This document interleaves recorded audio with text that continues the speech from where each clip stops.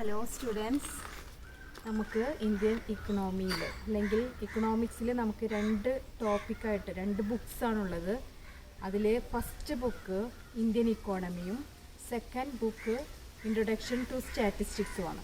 അപ്പോൾ സ്റ്റാറ്റിസ്റ്റിക്സ് എന്ന് പറഞ്ഞാൽ നിങ്ങൾ 10ാം ക്ലാസ് വരെയും മാത്സിൻ്റെ ഭാഗമായിട്ട് പഠിച്ചതാണ്. ഇപ്പോൾ നമ്മൾ ഈ വർഷം ഇക്കണോമിക്സിൻ്റെ ഭാഗമായിട്ടാണ് നമ്മൾ സ്റ്റാറ്റിസ്റ്റിക്സ് പഠിക്കുന്നത്. അപ്പോൾ നമ്മൾ ആദ്യത്തെ ബുക്കായ ഇന്ത്യൻ ഇക്കോണമി ആണ്. നമുക്ക് ഇന്ത്യൻ ഇക്കോണമിയിൽ 10 ചാപ്റ്റേഴ്സ് ഉണ്ട്. അതോടൊപ്പം തന്നെ സ്റ്റാറ്റിസ്റ്റിക്സിൽ നമുക്ക് 9 ചാപ്റ്ററുണ്ട്. അങ്ങനെ നമുക്ക് ഈ വർഷം 19 ചാപ്റ്ററാണ് പഠിക്കാനുള്ളത്. അപ്പോൾ ഞാനിന്ന് നിങ്ങൾക്ക് ഫസ്റ്റ് ചാപ്റ്റർ, ഇന്ത്യൻ ഇക്കോണമിയുടെ ഫസ്റ്റ് ചാപ്റ്ററാണ് പഠിപ്പിക്കാൻ പോകുന്നത്.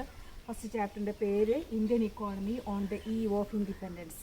ഇൻഡിപെൻഡൻസിന് തൊട്ട് മുൻപുള്ള ഇന്ത്യൻ ഇക്കോണമി എങ്ങനെയാണ്? ഇന്ത്യൻ ഇക്കോണമി എന്ന് പറഞ്ഞാൽ ഇന്ത്യയുടെ സാമ്പത്തിക വ്യവസ്ഥ എങ്ങനെയുള്ള ഇന്ത്യൻ ഇക്കോണമി ആയിരുന്നു.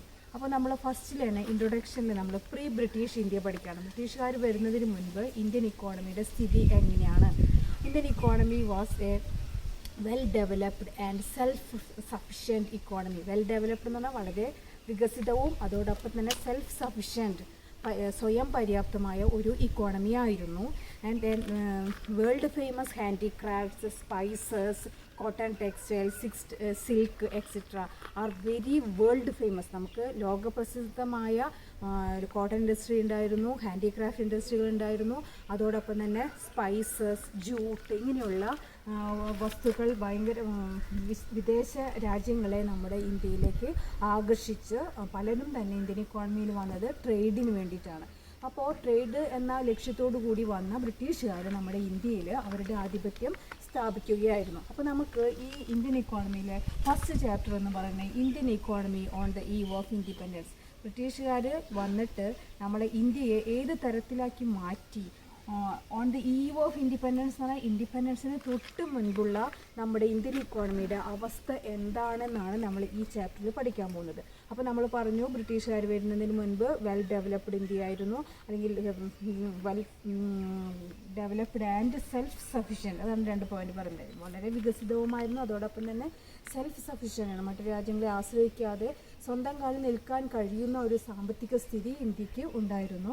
പക്ഷേ ബ്രിട്ടീഷുകാർ വന്ന് നമ്മളെ പരമാവധി ചൂഷണം ചെയ്യുകയാണ് ചെയ്തത്. അപ്പോൾ നമ്മളുടെ ഇതിൽ ഇന്ത്യൻ ഇക്കോണമിയുടെ ഭാഗത്ത് നമ്മൾ പറയുന്നുണ്ട് എന്തെല്ലാം ഇൻഡസ്ട്രികളായിരുന്നു അന്ന്, വെൽ നോൺ ഇൻഡസ്ട്രീസ് എന്തൊക്കെയായിരുന്നു എന്ന് ചോദിച്ചിട്ടുണ്ടെങ്കിൽ നമുക്ക് ആദ്യത്തെ പറയുന്നത് handicraft industry well known industry ആയിരുന്നു. ദെൻ കോട്ടൺ ഉണ്ടായിരുന്നു, പിന്നെ ജൂട്ട് ഉണ്ടായിരുന്നു, പിന്നെ പ്രഷ്യസ് മെറ്റൽ, ഇങ്ങനെ പല തരത്തിലുള്ള മെറ്റീരിയൽസും വേൾഡ് ഫേമസ് ആയിരുന്നു, ലോകപ്രസിദ്ധമായിരുന്നു. ഇനി ഈ സമയത്താണ് ബ്രിട്ടീഷുകാർ നമ്മളെ ട്രേഡിന് വേണ്ടി വരികയും പിന്നീട് അവർ ആധിപത്യം സ്ഥാപിക്കുകയും ചെയ്തത്. അപ്പോൾ നമ്മൾ ഇവിടെ പറയുന്നത് Indian economy on the eve എന്ന് പറഞ്ഞാൽ ഈവനിങ് എന്നുള്ളതിൻ്റെ ഒരു ഷോർട്ടാണ് ഈവ് ഓഫ് ഇൻഡിപെൻഡൻസ്. ഇൻഡിപെൻഡൻസിന് തൊട്ട് മുൻപുള്ള ഇന്ത്യൻ ഇക്കോണമിയുടെ അവസ്ഥ എന്തായിരുന്നു എന്നാണ് നമ്മൾ പഠിക്കുന്നത്. അതിൽ നമ്മൾ ആദ്യം പറയുന്നത് ഇന്ത്യൻ ഇക്കോണമിയുടെ അഗ്രികൾച്ചർ സെക്ടർ. നമുക്കറിയാം നമ്മുടെ ഇക്കോണമിയെ 3 സെക്ടേഴ്സായിട്ട് തരംതിരിച്ചിട്ടുണ്ട്. പ്രൈമറി സെക്ടർ അല്ലെങ്കിൽ അത് അഗ്രികൾച്ചറാണ് ഒന്നാമത്തെ സെക്ടർ. ഇന്ത്യൻ ഇക്കോണമിയുടെ ഫസ്റ്റ് സെക്ടറാണ് primary sector. Then secondary sector എന്ന് പറഞ്ഞാൽ ഇൻഡസ്ട്രിയൽ സെക്ടറാണ്. ഇൻഡസ്ട്രിയൽ സെക്ടറിനെ നമ്മൾ എന്ത് പറയും? സെക്കൻഡറി സെക്ടർ എന്ന് പറയും, സെക്കൻഡറി സെക്ടർ. ദെൻ സർവീസ് മേഖല അല്ലെങ്കിൽ ടേർഷറി സെക്ടറാണ് നമ്മുടെ മൂന്നാമത്തെ സെക്ടർ എന്ന് പറയുന്നത്.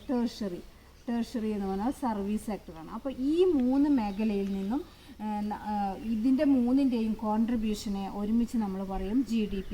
ഈ 3 സെക്ടേഴ്സും നമ്മുടെ ഇക്കോണമിക്ക് കോൺട്രിബ്യൂട്ട് ചെയ്യും. നമ്മുടെ ഇക്കോണമിയുടെ വളർച്ചാ നിരക്ക് മനസ്സിലാക്കുന്നത് നമ്മൾ GDP നോക്കിക്കൊണ്ടാണ്, ഗ്രോസ് ഡൊമസ്റ്റിക് പ്രൊഡക്റ്റ്. ഇത് തന്നെയാണ് നമ്മൾ നാഷണൽ ഇൻകം എന്ന് ഉദ്ദേശിക്കുന്നത്.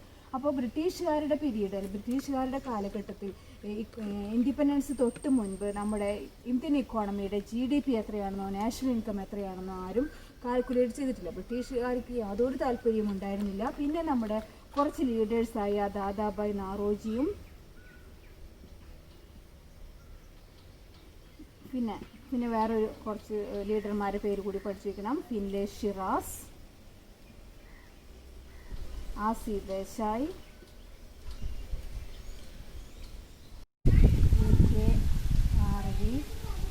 റാവു. ഈ 4 പേരുമാണ് നമ്മുടെ ബ്രിട്ടീഷ് കൊളോണിയൽ പീരീഡിൽ നമ്മുടെ GDP അല്ലെങ്കിൽ നാഷണൽ ഇൻകത്തിനെ കാൽക്കുലേറ്റ് ചെയ്ത പേഴ്സണാലിറ്റീസ്, വ്യക്തികളുടെ പേരാണ്. ഇത്രയും വേഗം നമ്മൾ പഠിച്ചു വയ്ക്കുക. ഇതിൽ RV റാവുവിൻ്റെ കോൺട്രിബ്യൂഷന് നമ്മൾ വെരി സിഗ്നിഫിക്കൻറ്റ്, വളരെ ഇമ്പോർട്ടൻ്റ് ആണെന്ന് പറയുന്നുണ്ട്.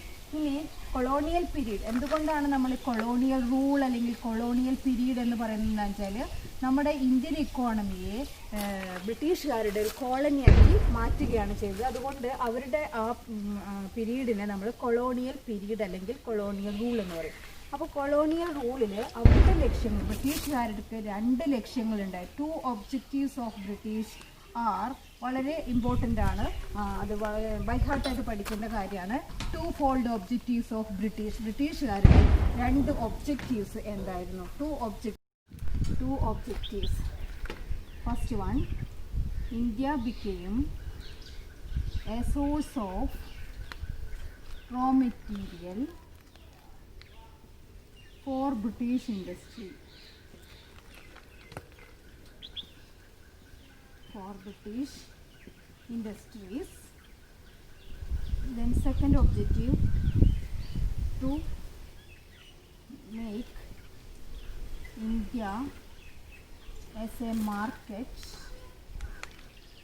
for selling finished products of British. Selling the finished products of Britain. Products of Britain. There are 2-fold objectives of British. വളരെ ഫേമസ്, വളരെ ഇമ്പോർട്ടൻ്റ് ആണ്. നമ്മളിത് ബൈ ഹാർട്ട് പഠിച്ചു വയ്ക്കണം. എന്തൊക്കെയാണ് 2 ലക്ഷ്യങ്ങൾ? ബ്രിട്ടീഷുകാരുടെ 2 ലക്ഷ്യങ്ങൾ എന്തായിരുന്നു? ഇന്ത്യയെ ഒരു റോ മെറ്റീരിയൽസ് കിട്ടുന്ന ഒരു സോഴ്സാക്കി മാറ്റുക എന്നുള്ളതും ബ്രിട്ടീഷ് ഇൻഡസ്ട്രീസിന് ആവശ്യമുള്ള അസംസ്കൃത വസ്തുക്കൾ കിട്ടാനുള്ള ഒരു ഉറവിടമാക്കി ഇന്ത്യയെ മാറ്റുക. രണ്ടാമത്തത്, to convert India into a market. ഇന്ത്യയെ ഒരു മാർക്കറ്റാക്കി മാറ്റുക. To convert India into a market for selling finished products of Britain. ബ്രിട്ടനിൽ നിർമ്മിക്കുന്ന വസ്തുക്കളെ വിറ്റഴിക്കാനുള്ള ഒരു മാർക്കറ്റാക്കിയിട്ട് ഇന്ത്യയെ മാറ്റുക. To make India as a market for, അല്ലെങ്കിൽ ഇവിടെ ടു കൺവേർട്ട് ഇന്ത്യയെ മാറ്റുക. Convert India into a market for selling the finished products of Britain. ഈ 2 ഒബ്ജക്റ്റീവ്സ് നമ്മൾ എപ്പോഴും നമ്മുടെ മനസ്സിലുണ്ടാവണം. ബ്രിട്ടീഷുകാരുടെ പ്രധാനപ്പെട്ട ലക്ഷ്യങ്ങൾ ഇതായിരുന്നു. ഇതിനു വേണ്ടിയിട്ടാണ് അവർ ഇന്ത്യയെ പരമാവധി ചൂഷണം ചെയ്തത്. ഇനി അടുത്തതായിട്ട് നമ്മൾ പറഞ്ഞു, നാഷണൽ ഇൻകം നമ്മൾ കാൽക്കുലേറ്റ് ചെയ്ത വ്യക്തികളുടെ പേരുകൾ നമ്മൾ പഠിച്ചു. ഡ്യൂറിങ് ദി കൊളോണിയൽ പീരീഡിൽ ഈ കൊളോണിയൽ റൂൾ അല്ലെങ്കിൽ കൊളോണിയൽ പീരീഡിൽ ആരൊക്കെയാണ് നാഷണൽ ഇൻകം കാൽക്കുലേറ്റ് ചെയ്ത വ്യക്തികളെന്ന് നമ്മൾ പഠിച്ചു കഴിഞ്ഞു. ആരാണ്? RC ദേശായി, വില്യം ഡിഗ്വെൽ, ഹില്ലേ Shirras and VK RV Rao, Dadabhai Naoroji. ഇത്രയും വ്യക്തികളാണ് കൊളോണിയൽ പീരീഡിൽ നാഷണൽ ഇൻകം കാൽക്കുലേറ്റ് ചെയ്തത്. നാഷണൽ ഇൻകം ഏകദേശം ഒരു 2% മാത്രമേ ഉണ്ടായിരുന്നുള്ളൂ. പിന്നെ പെർ ക്യാപിറ്റ ഇൻകം, ആളോഹരി വരുമാനം ഏകദേശം ഒരു 0.5%, ഒരു 0.5% മാത്രമാണ് പെർ ക്യാപിറ്റ ഇൻകം ഉണ്ടായിരുന്നത്. ഇനി എന്താണ് പെർ ക്യാപിറ്റ ഇൻകം കണ്ടുപിടിക്കാനുള്ള ഇക്വേഷൻ? Per capita income is equal to national income divided by population. നാഷണൽ ഇൻകത്തിനെ പോപ്പുലേഷൻ കൊണ്ട് ഡിവൈഡ് ചെയ്യുന്നതാണ് പെർ ക്യാപിറ്റ ഇൻകം, പ്രതിശീർഷ വരുമാനം.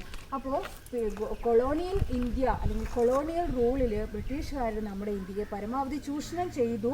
അവർ നമ്മുടെ ഇന്ത്യൻ ഇക്കോണമിയിലെ ആ സമയത്തെ GDPയിലെ national income 2%, per capita income വെറും 0.5% മാത്രം ആയിരുന്നു. ഇനി നമ്മൾ അടുത്തതായിട്ട് പഠിക്കാൻ പോകുന്നത് സ്റ്റാഗ്നേഷൻ ഓഫ് ഇന്ത്യൻ അഗ്രികൾച്ചർ. എന്തുകൊണ്ടാണ് അഗ്രികൾച്ചർ സെക്ടർ ഒട്ടും തന്നെ ഡെവലപ്പ് ചെയ്യാതിരുന്നത്? അഗ്രികൾച്ചർ സെക്ടറിൻ്റെ ഫീച്ചേഴ്സും അതിൻ്റെ സ്റ്റാഗ്നേഷനുള്ള കാരണങ്ങളാണ് നമ്മൾ ഇനി പറയാനായിട്ട് പോകുന്നത്. അഗ്രികൾച്ചർ സെക്ടറിൽ നമ്മൾ പറഞ്ഞു 85% ഓഫ് ആ സമയത്ത് അഗ്രികൾച്ചറിൽ ഏകദേശം ഒരു 85% ആൾക്കാരും അഗ്രികൾച്ചറിനെ ഡിപ്പെൻഡ് ചെയ്തിട്ടാണ് ജീവിച്ചിരുന്നത്. 85% of population depend on agriculture for their livelihood. അവരുടെ livelihood population depends on agriculture for their livelihood. അവരുടെ ഉപജീവന മാർഗത്തിന് വേണ്ടി ഏകദേശം 85% ആൾക്കാരും ജനങ്ങളും അഗ്രികൾച്ചറിനെയാണ് ഡിപ്പെൻഡ് ചെയ്തിരുന്നത്. പക്ഷേ അഗ്രികൾച്ചറിൽ ആ സമയത്ത് there is a low productivity, വളരെ കുറഞ്ഞ ഉൽപ്പാദനക്ഷമതയെ ഉണ്ടായിരുന്നുള്ളൂ. അതോടൊപ്പം തന്നെ ഫാർമേഴ്സിന് ലോ ഇൻകം ആയിരുന്നു, കർഷകരുടെ ഇൻകം വളരെ മോശമായിട്ടുള്ള ഒരു ഇൻകം ആയിരുന്നു. എന്തുകൊണ്ടാണ് കൊളോണിയൽ പീരീഡിൽ അഗ്രികൾച്ചറിന് അതുപോലെ ഒരു മന്ദത അല്ലെങ്കിൽ സ്റ്റാഗ്നേഷൻ ഉണ്ടാവാനുള്ള കാരണം എന്താണ്? Stagnation means there is no improvement or causes for agriculture stagnation.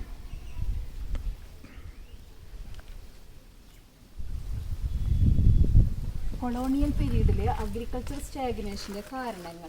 Stagnation means there is no improvement or no development in agriculture. എന്തുകൊണ്ടാണ് അഗ്രികൾച്ചറിൽ പ്രൊഡക്ടിവിറ്റി കുറവായിരുന്നു എന്നും എന്തുകൊണ്ടാണ് ഫാർമേഴ്സിൻ്റെ ഇൻകം വളരെ കുറവായിരുന്നു എന്നുള്ളതിൻ്റെ കാരണങ്ങൾ എന്തൊക്കെയാണെന്നാണ് നമ്മൾ നോക്കാൻ പോകുന്നത്. ആദ്യത്തെ കാരണം പറയുന്നത് land settlement system. Land settlement എന്ന് പറഞ്ഞാൽ നമ്മളിവിടെ ഉദ്ദേശിക്കുന്നത് സെമീൻദാരി സിസ്റ്റത്തിനെയാണ്. Zamindari system, land settlement system or zamindari system. ആരാണ് zamindars? Zamindars are intermediaries between the farmers and government. British ഗവൺമെൻറ്റിനും ഫാർമേഴ്സിനും ഇടയിലുള്ള മധ്യവർത്തികളിനെയാണ് നമ്മൾ സെമീൻദാർസ് എന്ന് പറയുന്നത്. സെമീൻദാർസിൻ്റെ ലക്ഷ്യം എന്തുമാത്രം ഉണ്ടായിരുന്നുള്ളൂ? To collect land revenue from the farmers. ഫാർമേഴ്സിൻ്റെ കയ്യിൽ നിന്നും അല്ലെങ്കിൽ കർഷകരുടെ കയ്യിൽ നിന്നും പരമാവധി ലാൻഡ് റവന്യൂ കളക്ട് ചെയ്യുക എന്ന ലക്ഷ്യമാണ് സെമീൻദാർസിനുണ്ടായിരുന്നത്. they made no attempt to improve agriculture. Agriculture improve ചെയ്യാനായിട്ട് യാതൊരു അറ്റംപ്റ്റും അവരുടെ ഭാഗത്തു നിന്ന് ഉണ്ടായിട്ടില്ല, സെമീൻദാർസിൻ്റെ ഭാഗത്തു നിന്ന് ഉണ്ടായിട്ടില്ല. അവരുടെ ലക്ഷ്യം പരമാവധി എന്താണോ കർഷകർ പ്രൊഡ്യൂസ് ചെയ്തത് അതിൻ്റെ ഒരു 1/3 ഭാഗമെങ്കിലും ലാൻഡ് റവന്യൂ ആയിട്ട് കളക്ട് ചെയ്യുക എന്നുള്ളതായിരുന്നു. അപ്പോൾ ഒന്നാമത്തെ കാരണം അഗ്രികൾച്ചർ സ്റ്റാഗ്നേഷൻ്റെ ആദ്യത്തെ റീസൺ ലാൻഡ് സെറ്റിൽമെൻറ്റ് സിസ്റ്റം അല്ലെങ്കിൽ സെമീൻദാരി സിസ്റ്റം ആയിരുന്നു. Then second one, low level of technology. നമ്മൾ ഉപയോഗിച്ചിരുന്നത് വളരെ മോശമായിട്ടുള്ള ടെക്നോളജി ആയിരുന്നു. സാങ്കേതിക വിദ്യ ഒട്ടും തന്നെ പുരോഗതി ഉണ്ടായിരുന്നില്ല. Then third one, lack of irrigation. നമ്മുടെ ജലസേചന സൗകര്യങ്ങളെല്ലാം വളരെ പരിമിതമായിരുന്നു.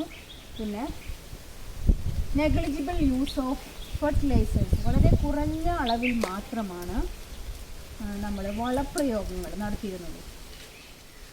വളങ്ങൾ, ഫെർട്ടിലൈസർ എന്ന് പറഞ്ഞാൽ വളങ്ങൾ. negligible use of fertilizer, low level of technology, lack of irrigation. Then next reason for agriculture stagnation,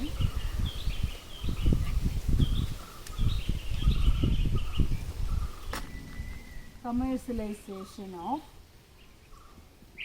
agriculture.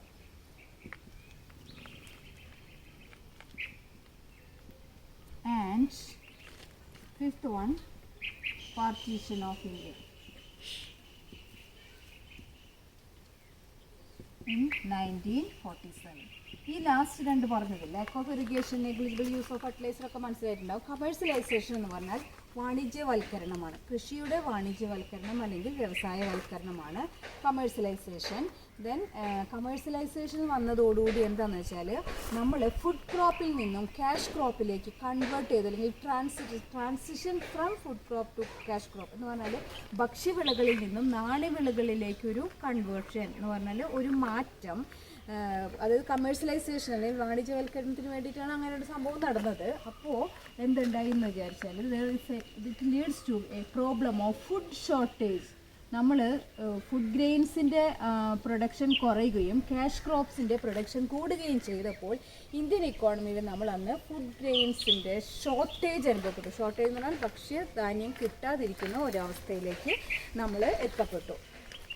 പിന്നെ അടുത്തതായിട്ട് പറയുന്നത് പാർട്ടീഷൻ ഓഫ് ഇന്ത്യ. 1947 പാർട്ടീഷൻ നടന്നപ്പോൾ ഇന്ത്യയുടെ ജൂട്ട് കൾട്ടിവേറ്റിംഗ് ഏരിയാസ്, അതായത് most fertile lands were go to Pakistan, വേണ്ടി to the Pakistan. നമ്മൾ ഏറ്റവും ഫലഭൂയിഷ്ഠിയായിട്ടുള്ള ഏറ്റവും ഫലഭൂയിഷ്ഠിയുള്ള ഫെർട്ടൈലായിട്ടുള്ള ലാൻഡ് എങ്ങോട്ടേക്ക് പോയി, പാകിസ്ഥാനിലേക്ക് പോവുകയും jute mills are remained in India. Jute മില്ലുകൾ ഇന്ത്യയിൽ തന്നെ നിൽക്കുകയും ചെയ്തു. ഇതും നമ്മുടെ ഇൻഡസ്ട്രിയൽ സെക്ടറോ അല്ലെങ്കിൽ കാർഷിക മേഖല ജൂട്ട് ഇൻഡസ്ട്രിയൊക്കെ തകരാറാവാനായിട്ടുള്ളൊരു കാരണമായിട്ട് മാറും. ഇത്രയും കാരണങ്ങളാണ് അഗ്രികൾച്ചർ സ്റ്റാഗ്നേഷൻ്റെ കാരണങ്ങളായിട്ട് നമുക്ക് പറയാനുള്ളത്.